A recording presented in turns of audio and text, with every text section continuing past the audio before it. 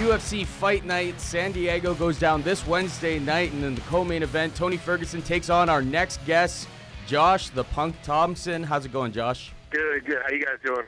Not too bad. Obviously, fight coming up on Wednesday. How are the preparations for this fight going, 2 days out now? Yeah, everything went well. I mean, we're getting ready to cut weight, so just kind of cutting the meals back a little bit and chilling out and getting ready to start the weight cut tonight. So, obviously, new generation of the UFC. USADA's got the IV ban. You're cutting weight right now. I know that's delayed until October, but what's your take on the IV ban instituted by the UFC and I'm USADA? excited about it. I mean, honestly, I'm so excited about it. Between that and all the new regulations on the steroids and the PEDs and the long suspensions, man. I mean, I could fight for another 3 or 4 years easily, knowing that no one's cheating. And I feel like IV bags are cheating as well. I mean, I have teammates that do them, but I've told them too. I think it's like cheating. So you have guys that are fighting from 190 pounds, making 155, and then rehydrating up within hours. From an IV bag all the way back to an 85 or 90 pounder. And so, I mean, if you can't rehydrate properly, then, I'm encouraged by it all. Well, you're a guy that's been around for a long time, always been at that lightweight division, so you're used to cutting the weight, and you've always been a professional with it. And as you mentioned, some of these younger guys cutting ridiculous amounts of weight, even your opponent, Tony Ferguson, talking about cutting upwards of 40 pounds and just really getting started on that weight cut. But you talked about the steroid policy as well, and obviously an opponent that you faced multiple times, and Gilbert Melendez recently testing positive. Does that take something away from the trilogy and the amazing fights that you had with him, or what are your thoughts on the situation with Gil? People have asked me a couple of times, and realistically, it doesn't change anything about him. I mean, he's a tough kid. It doesn't change that he's got a good chin, he's got a big heart. He fights hard. All those things don't change. I mean, look, he may be questioned by everyone else, but I mean, I've trained with him, and I know how tough he is.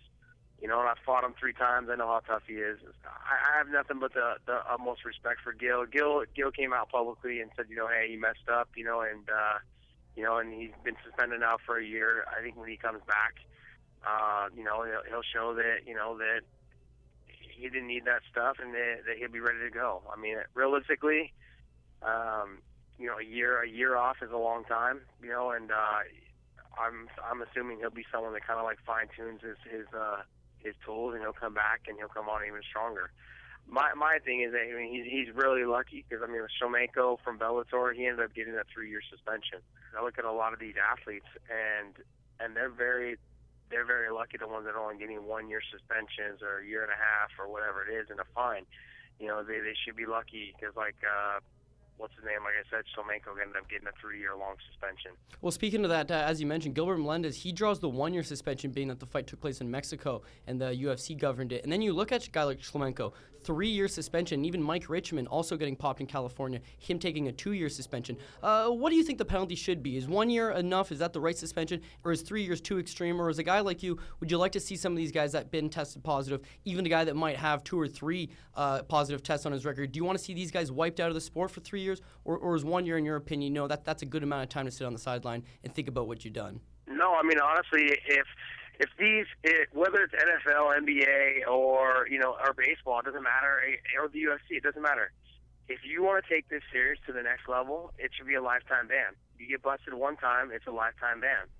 And that's how I feel about it. I mean, coming from someone, I've always been the same weight. I've always taken care of my body. I've always been lean. I've always taken care of, making sure that my body is taken care of. And that, if you take care of yourself, I don't think this is an issue, but when you're messing around with it, I think you're really, there's a chance. This isn't in a situation where, if these promotions or NBA and NFL, and if they're serious about it, they would give you a lifetime ban about it. If they wanted to wipe it out of the sport, they would just say, look, it's a lifetime ban.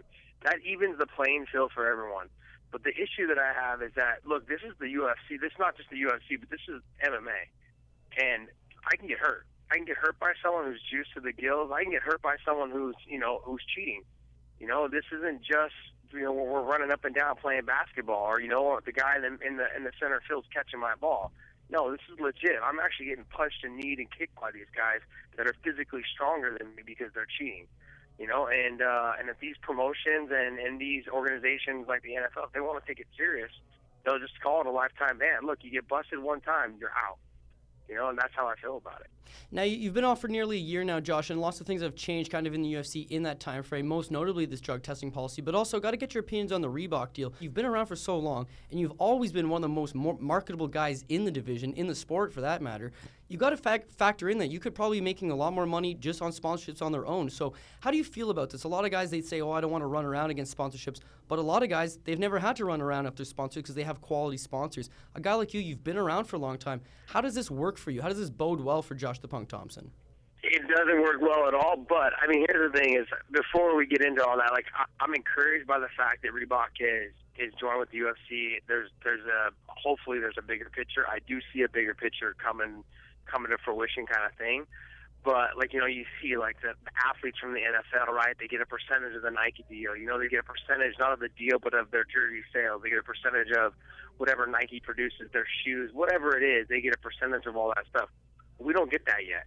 So I'm not encouraged as of right now, but I do see the bigger picture. The only issue that I see with it right now is that you're taking money out of the guys' their pockets. Like right now, you could have maybe possibly eased us into it. Like, hey, here's 3 spots for your main sponsors that could potentially bring you in still some money.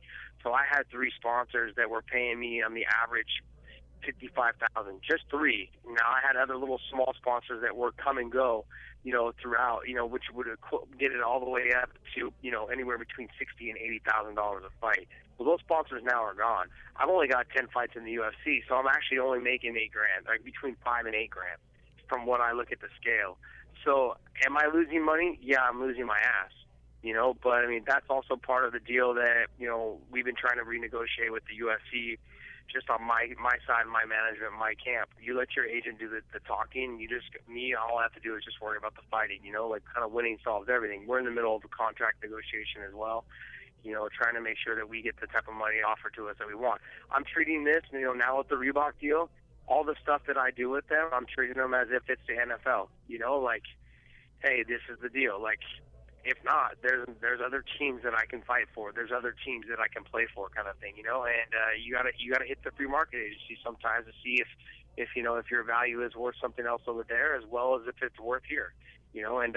Obviously I want to stay, and like every athlete, they want to stay with their team. And you want to try and make a push and stay with the team that you're with, because you don't want to leave. You want to stay there.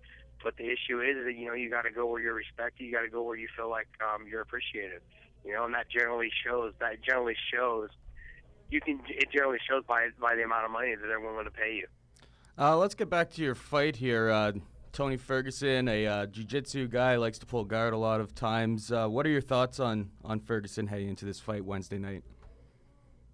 I think he's tough, man. There was a lot of, animosity. He was kind of a little upset over the whole thing, that I was actually asking for Gil or Eddie or Cerrone or something, because Cerrone, Khabib got hurt for Cerrone. Realistically, I was looking for someone who was ranked higher, But this being said, I have no disrespect for him. He's tough, he's a tough guy. But you're always looking to fight guys that are ranked higher, so you can step up.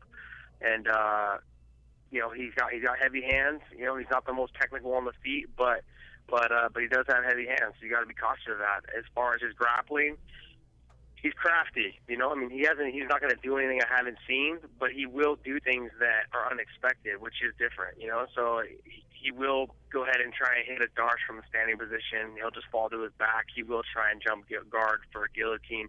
Those are the type of things that he'll try and do, so you ought to always be a little bit cautious of those type of things, and go from there.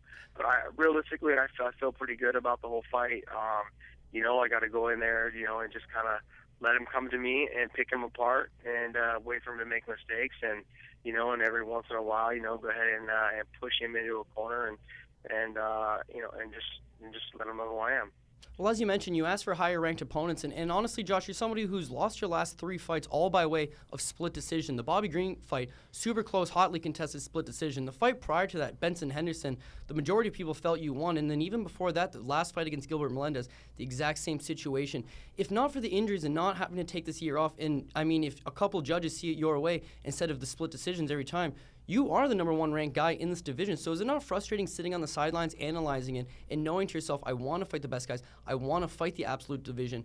And Tony Ferguson is a guy that's ranked just below the top 10, so he is a tough fight. But it's almost to think in a parallel universe, you are the number 1 guy still.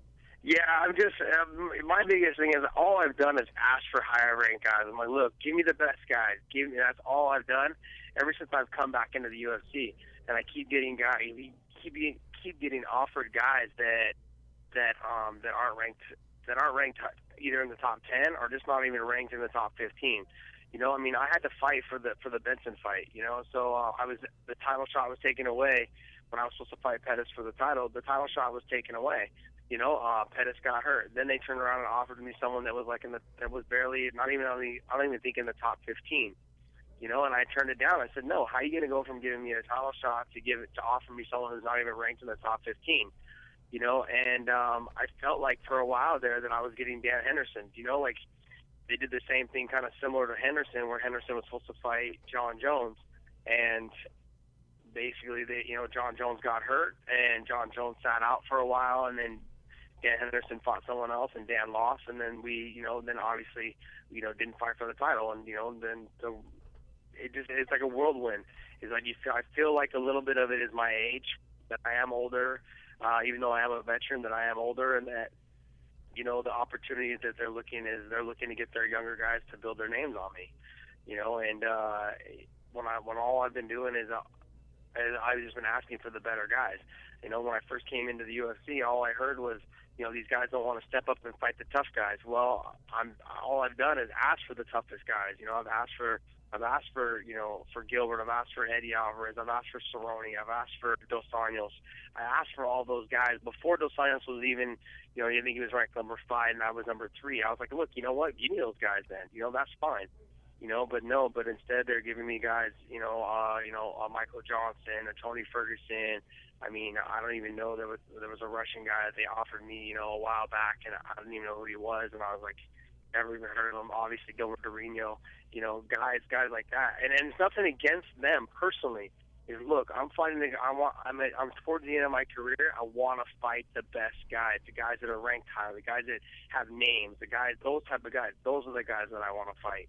That's all I've ever asked for, and and I just want to make sure that towards the end of my career that I've done everything I can to fight those guys.